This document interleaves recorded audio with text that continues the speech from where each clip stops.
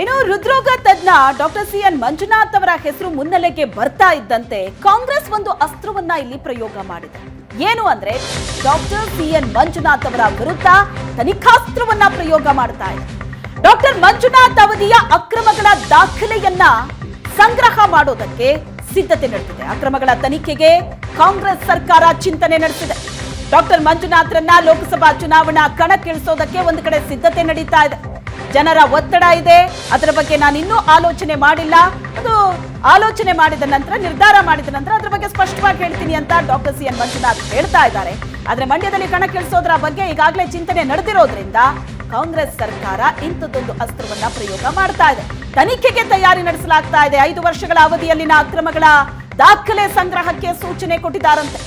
ಆಸ್ಪತ್ರೆ ನಿರ್ಮಾಣ, ವೈದ್ಯಕೀಯ ಸಲಕರಣೆಗಳ ಖರೀದಿ, ವಿದೇಶಿ ದೇಣಿಗೆಯ ದುರ್ಬಳಕೆ, ಈ ಎಲ್ಲ ಆರೋಪಗಳ ಮಾಹಿತಿ ಸಂಗ್ರಹಕ್ಕೆ ಸಿದ್ಧತೆ ನಡೆದಿದೆ. ಅಧಿಕಾರಿಗಳಿಗೆ ದಾಖಲೆಯನ್ನ ಸಂಗ್ರಹ ಮಾಡೋದಕ್ಕೆ ಸರ್ಕಾರ ಮೌಖಿಕ ಸೂಚನೆ ಕೊಟ್ಟಿದೆಯಂತೆ.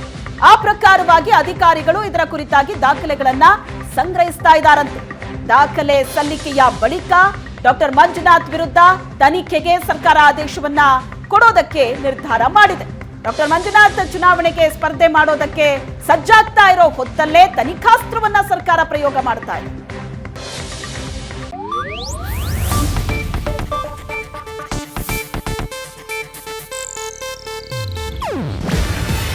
ಇದು ಏಷ್ಯಾನೆಟ್ ನ್ಯೂಸ್ ನೆಟ್ವರ್ಕ್ ಪ್ರಸ್ತುತಿ. ನೀವು ನೋಡ್ತಿದ್ದೀರಾ ಏಷ್ಯಾನೆಟ್ ಸುವರ್ಣ ನ್ಯೂಸ್.